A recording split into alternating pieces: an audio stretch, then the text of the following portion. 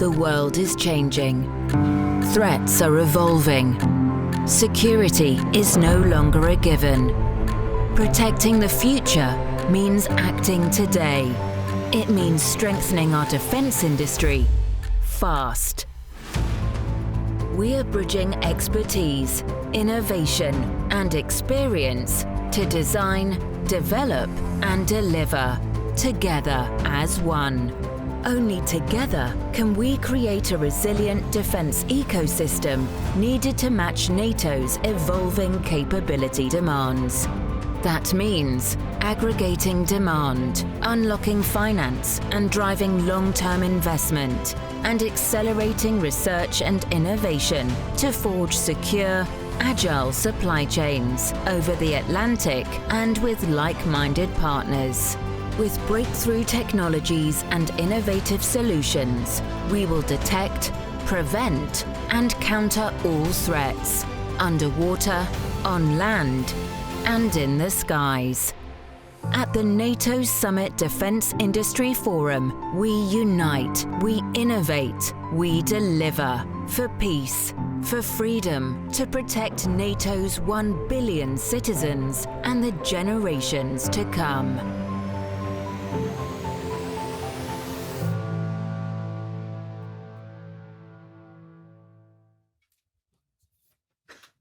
Good afternoon.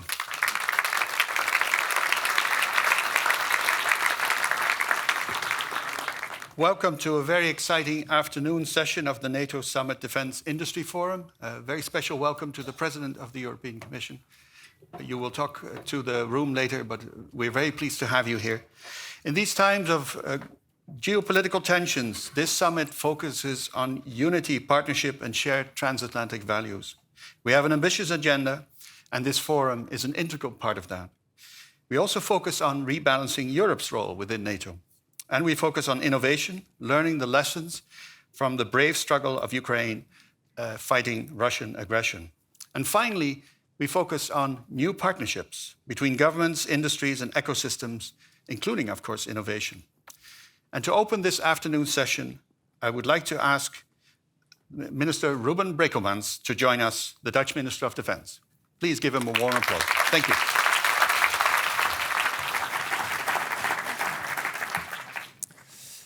Your Excellencies, industry leaders, distinguished guests, on behalf of the Kingdom of the Netherlands, it's my great pleasure to welcome you to the plenary session of the NATO Summit Defense Industry Forum. President von der Leyen, your presence here, together also with Secretary General Mark Rutte and President Zelenskyy, signals our shared determination. Ladies and gentlemen, tomorrow marks a historic day for NATO, a historic day for our collective security, and a historic day for our defense industry. Within the next 24 hours, we expect all 32 NATO allies to agree on the 5% The Hague Defense Investment Pledge. This week's events in the Middle East have only underscored the growing instability in the world and the urgent need to strengthen our defense and scale up our defense industry. Now is the time to deliver. The 2025 NATO Summit puts the spotlight on world leaders. But NATO's true strength lies beyond these walls, in the armed forces of 32 nations, the men and women who stand ready every day to defend our freedom. But they can only fly, navigate, drive, and fight with the right equipment, weapon systems, and real capabilities. It is real delivery that counts. And that responsibility lies with us, governments and industry. It's our job to move from pledge to product. The Netherlands aims to punch above its weight through our deliveries to Ukraine, through deep cooperation with Germany in our land forces, and also, for example, at Eindhoven Air Base, where we lead one of NATO's most successful multinational projects, the multi-role tanker transport fleet.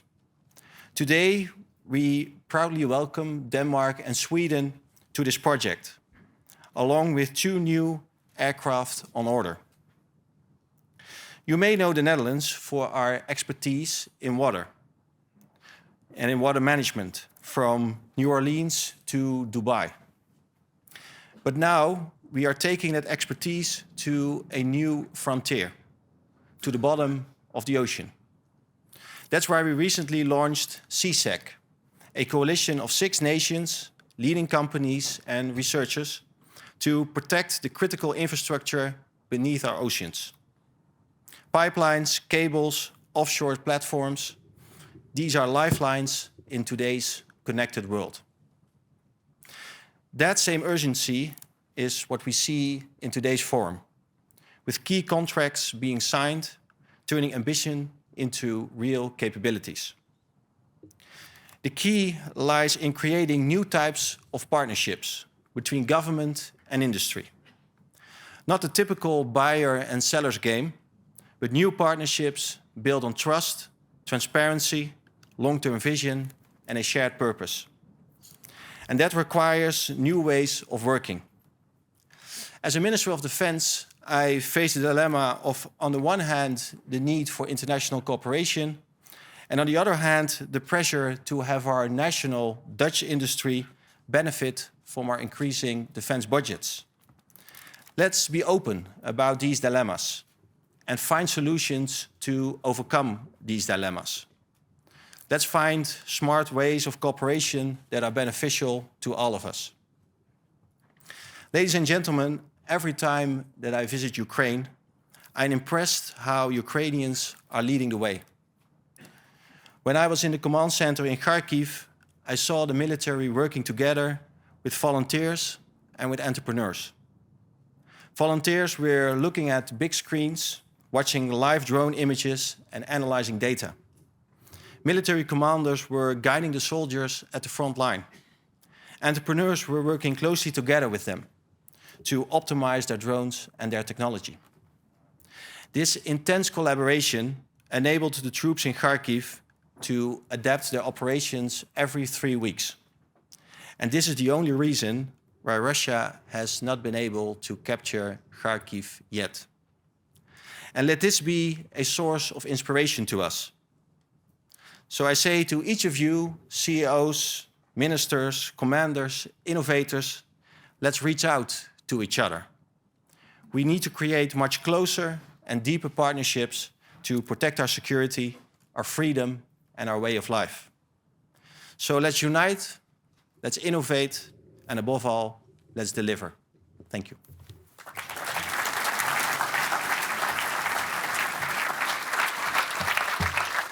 Thank you, Minister Brekelmans. You emphasized strongly the need for strong partnerships and a whole-of-society approach.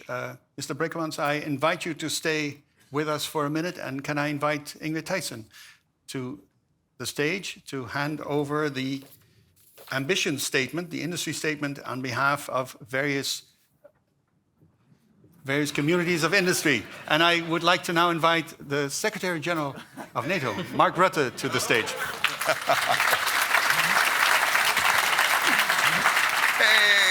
Good to see you. Good to see you.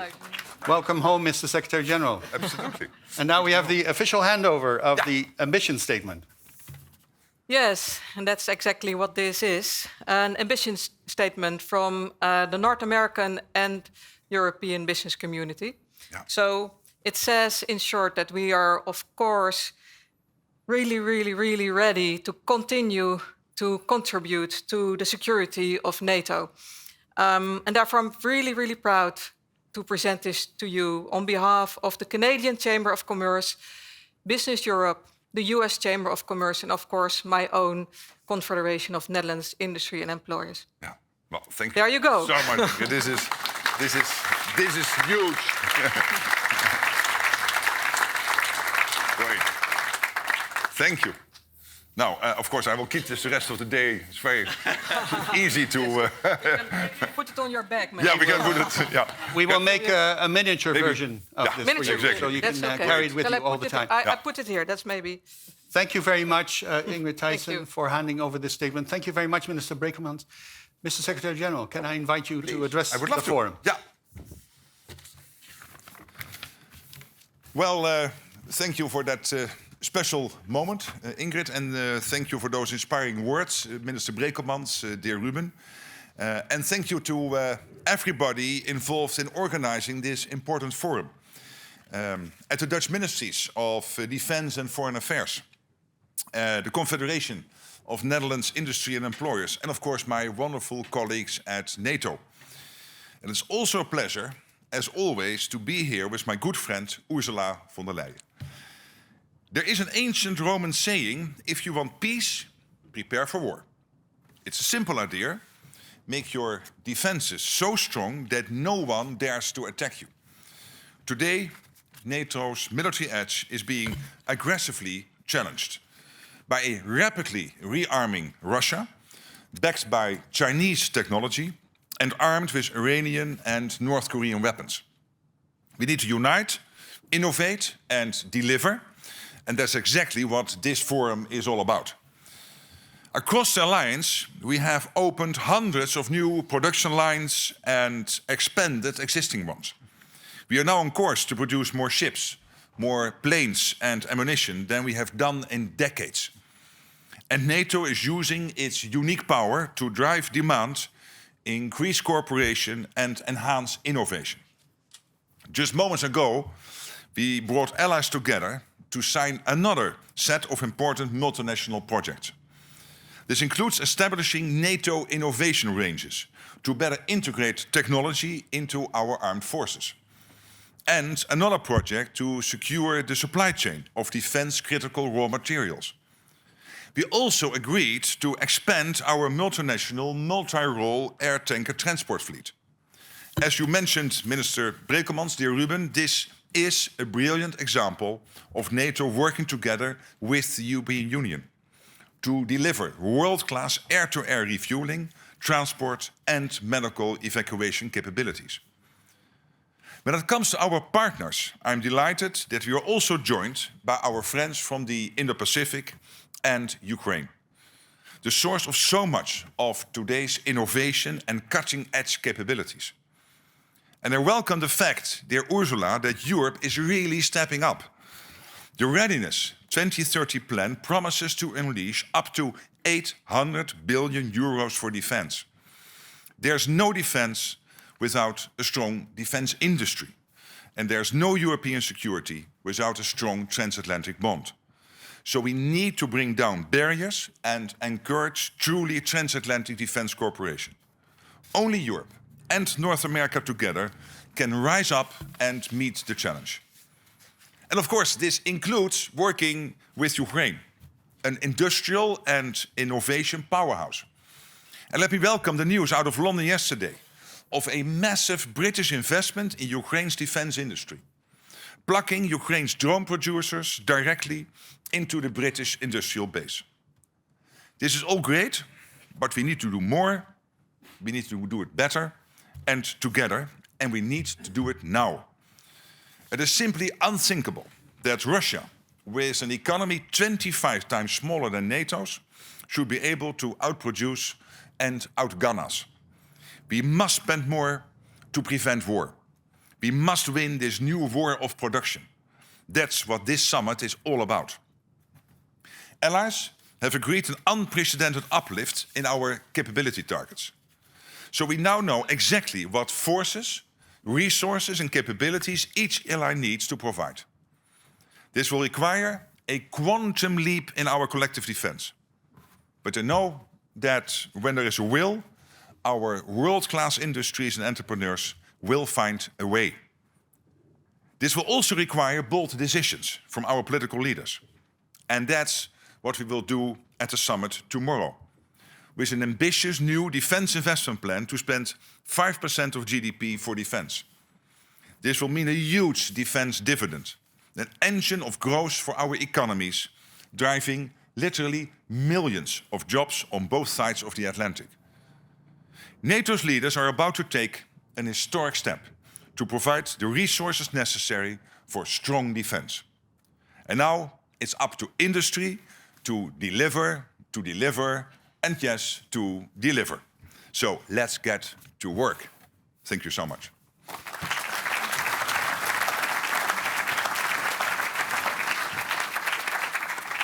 Thank you, Mr. Secretary-General. Thank you for emphasizing the urgency of the challenge, but also that we can actually achieve the challenge of transatlantic partnership, the stronger role of the EU, the partnership with Ukraine. Thank you so much. And I would now please warmly welcome Her Excellency Ursula von der Leyen, President of the European Commission, to join us on stage for her keynote speech.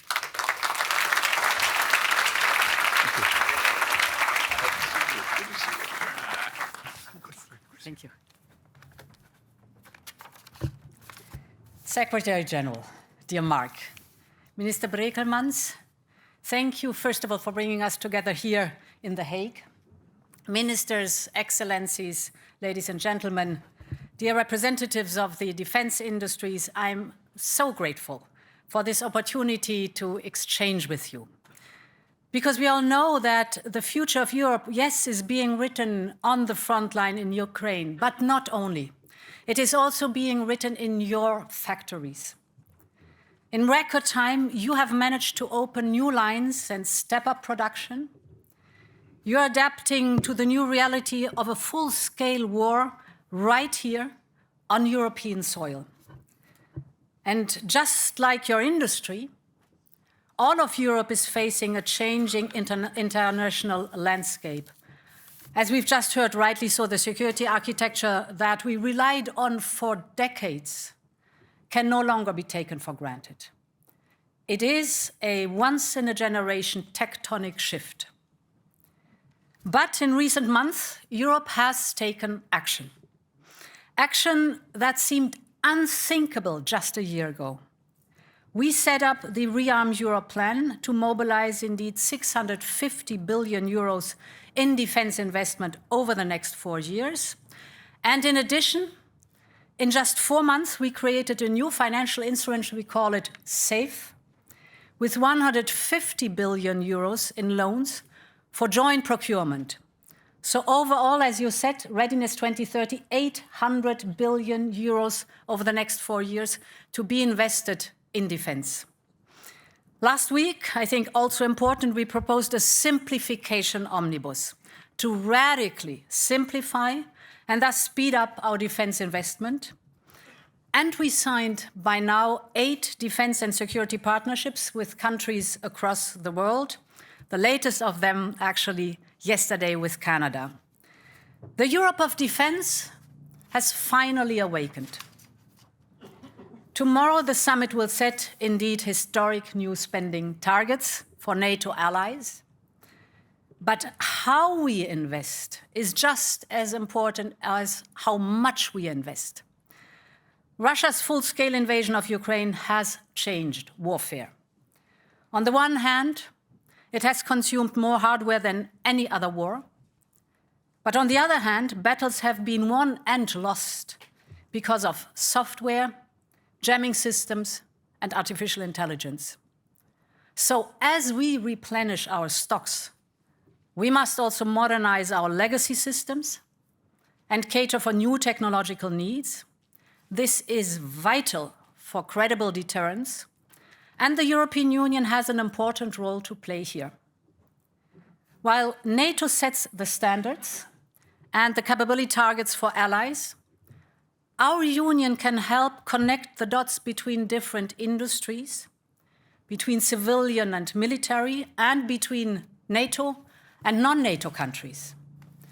And let me set out 3 examples where I think our union's contribution is essential.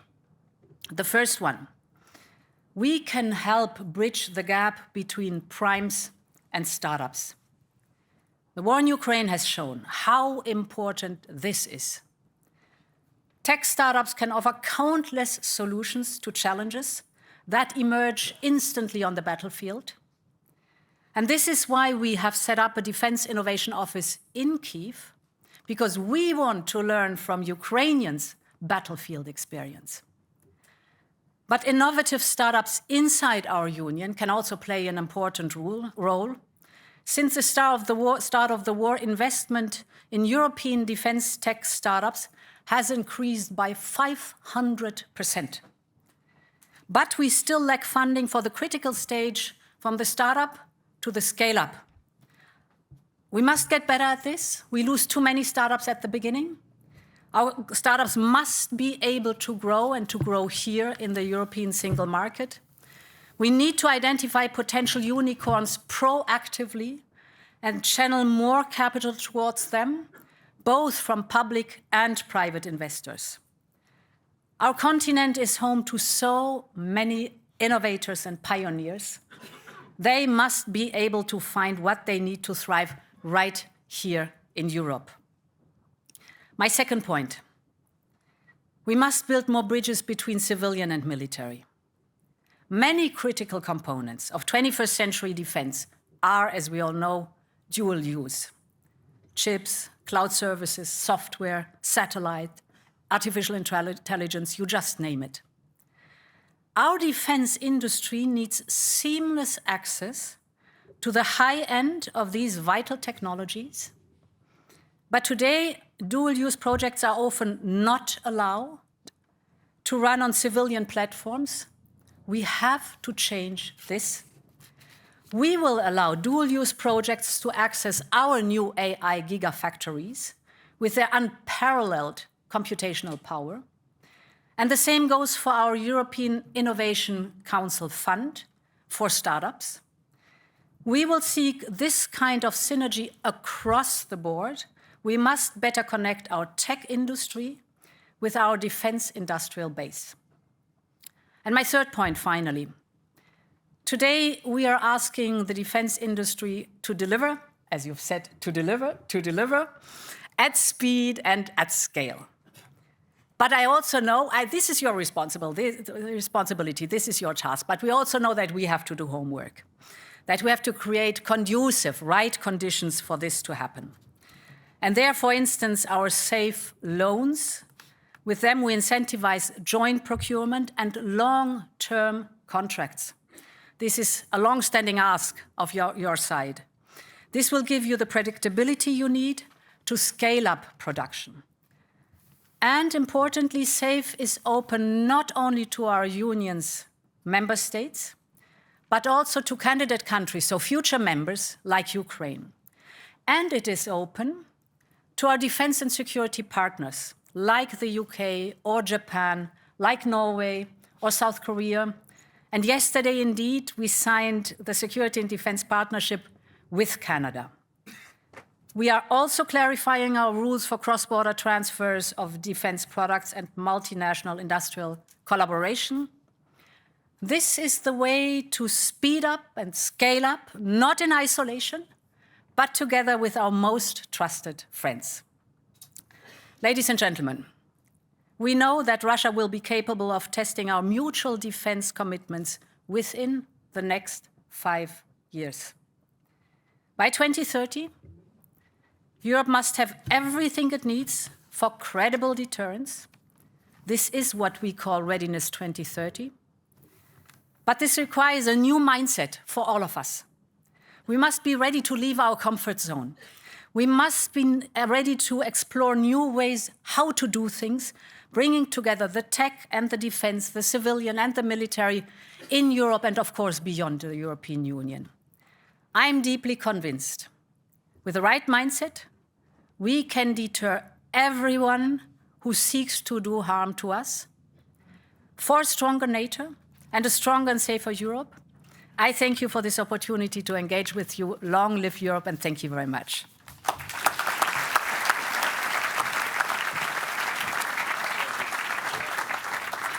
Thank you very much, President von der Leyen, for emphasizing the substantial role of the EU on security, the substantial support for Ukraine, and the substantial role in scaling up defense production. We will now have a panel on EU-NATO synergies, and it will be moderated by Monica Sidianho, Director of the Klingendahl Institute for International Relations. Thank you, Koen. And Your Excellencies, thank you so much for your clear and very concrete directions in your speeches. Having the leadership of the EU and NATO side by side on this platform is a very clear political signal. So, Madam President, why is it so important that your organizations work together? So, we've spoken about it many times, looking at this room. Let's take the perspective of a member state or an ally. Every country has one single set of forces. And then it's a political decision to send them into NATO operations or European Union missions, United Nations missions, or the coalitions of the willing. So from this angle on, one single set of forces, it's of utmost importance that we work very, very closely together, that in any kind of theaters, these forces can work together and interoperability is given. Everyone here in the room knows how important interoperability is, and that it's not so easy to make it happen with the industrial structure that we had so far. So this is something where we really have to work on. The second reason why it is so important that we work together is that the modern hybrid threats do not differentiate between external and internal security or threats. Yeah. So whether it is cyber attacks or it is the sabotage we see, for example, in our infrastructure, but also the traditional warfare, but also the electronic warfare that we see, we have to work extremely closely together to make sure that we are able to deter these threats and to work against them.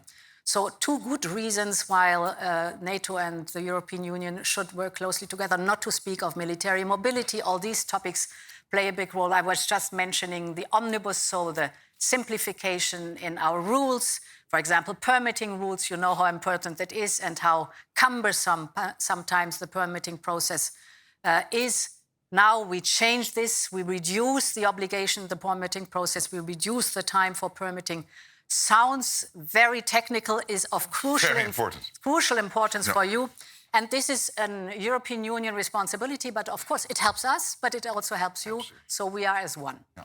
So we know the why, and you have stressed the importance of NATO-EU cooperation for years. How have the organizations stepped up this cooperation more recently? Well, of course, for NATO, the EU is our essential partner. There's no doubt. And when I came into this office in October, one of the first things I did was grab the phone and call the President of the European Commission, Ursula von der Leyen, and we had lunch. And basically we said, we have to make sure that this works. Because there are risks. Let's be honest. The EU is an organization based on unanimity in many cases. NATO is completely based on unanimity. So you need the 27 in the EU, the 32 in NATO, to come to agreements. And it is not always easy, and then sometimes that creeps into the relations between the officials of both organizations. We said that will never happen. If there is a problem emerging, then we will grab the phone and we will only hang up when we have solved this, and even a comfort break is not on the cards. So that has not happened so far. And why is this important? For all the reasons Ursula was mentioning here. And let me just add, the European Union has this huge soft power of bringing together countries and industries, helping to build a defense industrial base. NATO, of course, focusing very much on the hard stuff of capabilities and standardization. And this is a total fit. And the good thing is, with you at the helm of the Commission, with Andrus in the Commission, with Kaja Kallas, with Antonia Costa, we have people now in the senior leadership in the EU who all have a background to understand why this is important. Next to me is sitting the former defense minister of Germany. So, you don't have to explain to her why this is important. Indeed, I sat for 5 years in NATO sessions. Exactly, and almost. The good part is what you just rightly so said. Excellent cooperation starts with the leadership. So you know the European Union by heart too. 111 summits, I would say. Wow. Yeah. That's amazing. The fact that you are coming to our college, that you are inviting commissioners to the NAC speaks volumes. And indeed, I want to emphasize here in the room, because I have this NATO experience, it is, of course, guaranteed that with the push in the defense industrial base and the additional funding that we're supplying, I'm fully aware of the fact that we have to look at the identified capability gaps of NATO. And of course, we have to live up to the norms and standards of NATO. It would be completely crazy if we created different worlds. We know already how difficult it is to tackle the fragmentation we have today. So we have to even be better in not having too much divided and fragmented production lines.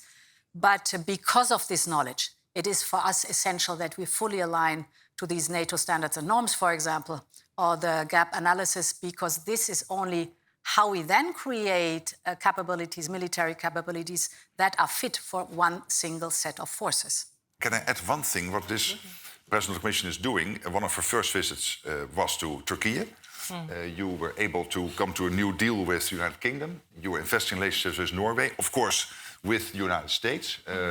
You and the President of the United States know each other very well. And that all helps, because the EU is 23 of the 32 NATO allies. 29 NATO allies are outside the European Union. But by the fact that this President of the Commission is investing in all those relations, makes it also easier for me internally to get this done. And therefore make use of that combination of power. That's an important point indeed. Sorry, we take... No, you can... take over. I like the enthusiasm, yeah. But as Mark said, we have developed this security and defense partnership agreements. For example, with the UK, that was the first one, with Norway, also with Japan and South Korea, and yesterday with Canada. So through UK, Norway and Canada, of course, comes also NATO mindset into the security and defense partnership that we have in the European Union. And you hear from my words how close we are and how much we work and working together to having the defense posture that is necessary, while knowing that we're different entities, but we know where the adversaries are. We know that we face a common threat. And we know that the adversaries do not differentiate between NATO and the European Union. They have their strategic goals, and we have to deter that. Yeah, the EU adapts to the geopolitical context. And maybe more specific to this Defense Industry Forum, what more could be done to drive innovation and industrial production? So,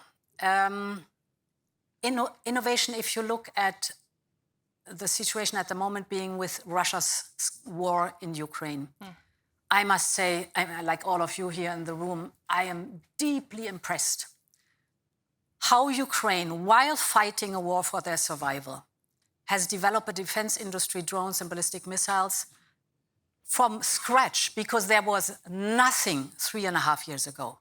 And this while fighting a war. And of course, they are extremely innovative.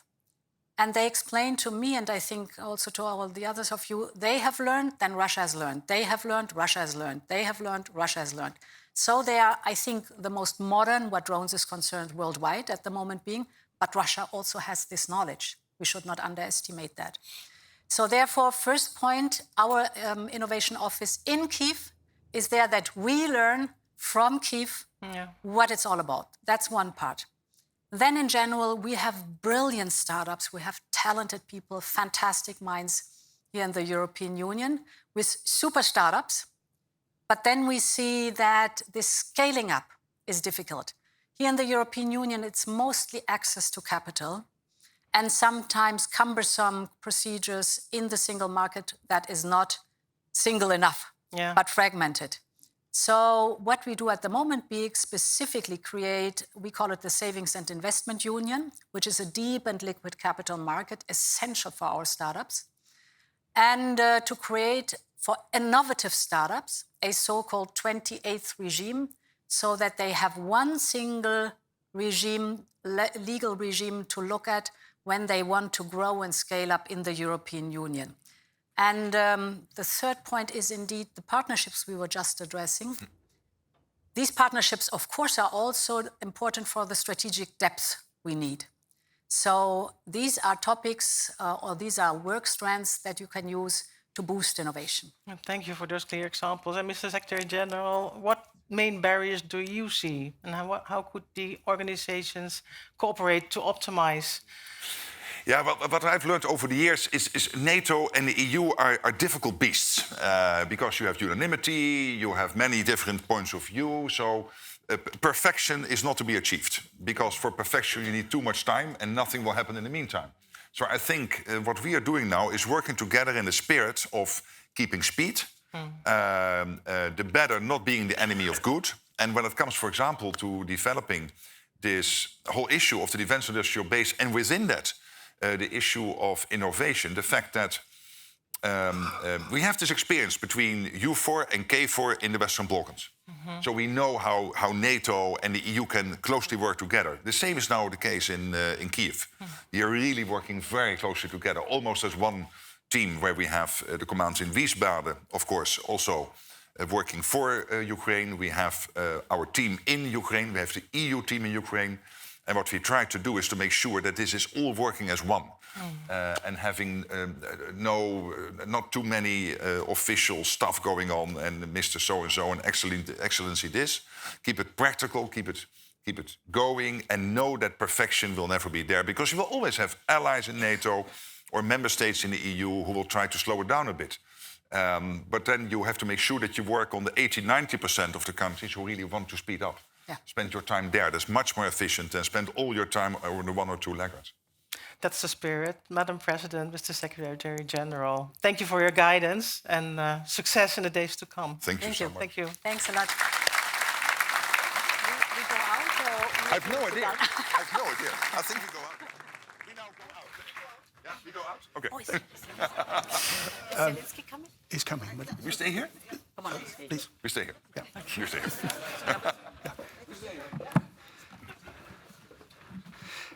Thank you, Madam President. Thank you, Mr. Secretary General. I think this forum and the way you engage with each other indicates how much progress we have achieved in bringing the NATO alliance and Europe together.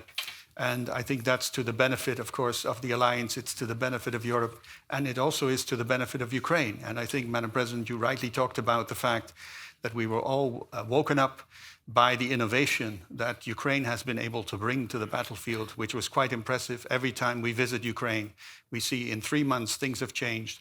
And I think it has woken up everybody here that it's important to support Ukraine, but also it's important to continue our own innovation. We have woken up from a deep sleep, and I think this room is part of that new movement to basically bring the innovation to NATO as well and to the EU. So we're very grateful for this display of cooperation. And we are now waiting for our next guest. Excellent. So it will take another minute for our next guest to join us. And of course, this afternoon, we will have several panels where we focus on some of the issues that you have discussed, including on financing, including how to achieve the capability targets. And we will also talk to the military side of NATO and talk about how all of this, all of what is going to happen tomorrow during the summit will help us basically bring closer the capacities and the capabilities we need in order to make sure that NATO is the alliance that is effectively deterring any aggression. So I think we have a program that will really help foster this partnership that we're looking for, the partnership between governments, the partnership between governments and the private sector, and also, of course, between the knowledge institutes that we now fully engage. So thank you very much for, and we will take another minute. And it's the job. It's the job, and it's the mission that we need to do. So, but thank you very much for being here. Give us 30 seconds or so, and we will be back with you, and we will continue our program.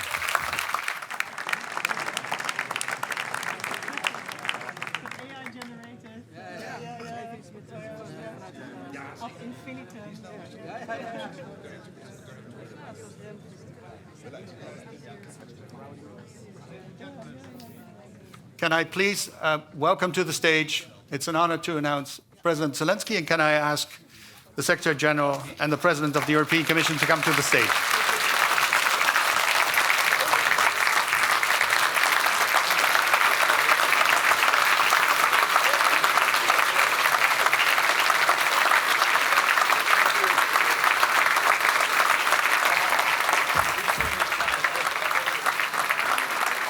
Maybe you can stand over here and allow the photographers. Well, no. Now it is you one minute. Yeah. So, and now? Photo or video? Photo. But you have a whole speech there. I think, Yeah, the lectern is yours. So I will go? You will go. And Mr. President, can I invite you to address the room? Yeah. Thank you.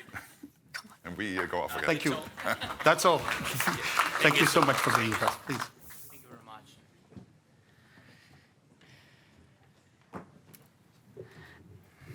Thank you so much. Thank you for invitation. Thank you again, Mark. Thank you, Ursula, Minister, and all the participants. And thanks to Netherlands for hosting us. Thank you so much. So, dear friends, thank you all of your attention to Ukraine and to our joint defense capabilities. The key word here is, I think, is joint. We all understand that the source of this war and the long-term threat to the European way of life is Russia. But in reality, we are not just facing Russia alone. We are facing a network of state and non-state actors that are serving the cause of aggression. This network includes Russia, North Korea, the current regime in Iran, Chinese companies, and many schemes across the world that help produce weapons and carry out operations against our country, our people, and our Europe. Only together can we counter this. And the best way to do it is to hit the core of this aggression hard and to break every link that connects Russia with its accomplices. That's why our priorities are clear: our joint defense production and real restrictions on cooperation with Russia through sanctions and other restrictive measures. Thank you to everyone who's helping us with this. Now the key points for today about defense production. First, investment and technology. Our defense production potential has surpassed $35 billion. This includes nearly 1,000 types of products, from artillery and traditional armed vehicles to advanced drones of all types and missiles. But around 40% of this potential lacks proper funding. It's true. That's a problem. For example, we can produce over 8 million drones of different types each year, but the financing allows for far fewer. At the same time, Russia is using not only its oil revenues for defense, but also the resources of regimes like North Korea and Iran, and Russia's corrupt connections in other countries. So our united solidarity is the best answer to Russia's war network. And we are open to various forms of cooperation in the defense sector, including sharing our expertise and achievements with those who help the most. And we must lead in the drone race, both in strike drones and interceptors, and keep moving forward in producing traditional weapons, taking into account all the lessons learned in this long war. Please increase your investments in Ukraine in joint weapons production. And all the weapons we produce become part of a new, stronger European defense and security system. In this context, we welcome the European initiative, Security Action for Europe, which includes plans to provide up to 150 billion euro to develop the defense industry. And we call for this program to also be actively used as an extra source of support for our shared security. And it's important to keep in mind that Ukraine is an equal partner to this program, meaning that ensuring security is our common cause. Second, long-term resilience of our countries. There are no signs that Putin wants to stop this war. Russia rejects all peace proposals, including those from the United States of America. Putin only thinks about war. That's a fact.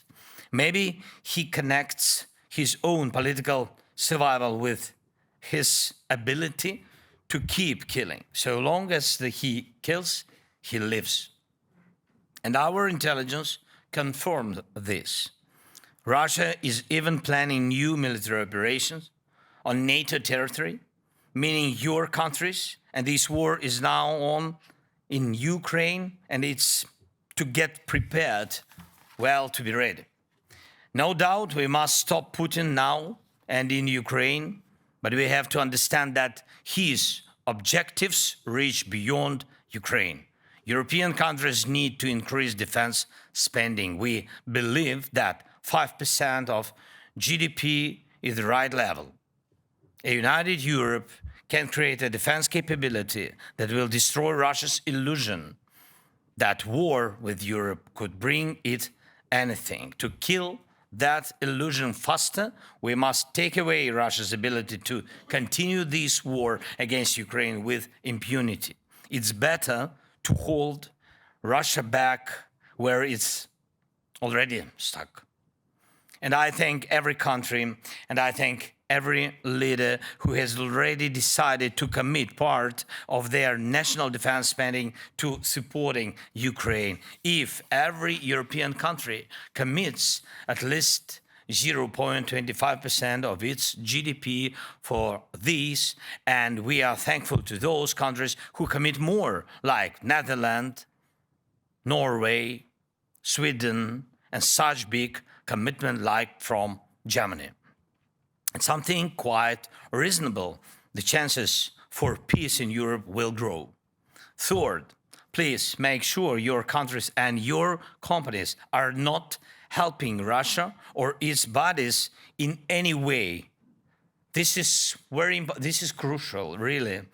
And there is no significant Russian weapon today that is produced without components, without equipment or materials from other countries. Sadly, including some from Europe and NATO, yes, of course. And this must stop. Such components can be found in every Russian missile, in most of their drones, and in military vehicles. And it's not just China. Also, Taiwan and some of these parts come from the European countries and from the United States. And every single component or machine tool delivered to Russia's defense sector helps prolong the war and is a crime against peace. Every scheme that helps them build Shahed drones or any other tools of killing is not just aiding a war against us, it's a threat to you and to the way of life that millions in our countries value deeply. Please, let's make sure that our defense potential and the potential of our partners works for our peace, not for Russia's madness. Thank you. Slava Ukraini. Thank you so much.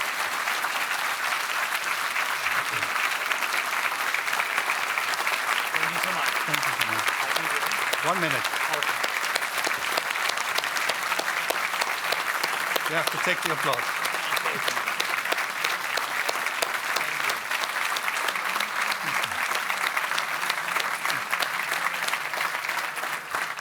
Thank you, Mr. President, for your courage, for your leadership. And like you said, there's only one other word to be said, and that is Slava Ukraini. Thank you so much. Thank you so much. Thank you very much. Thank you.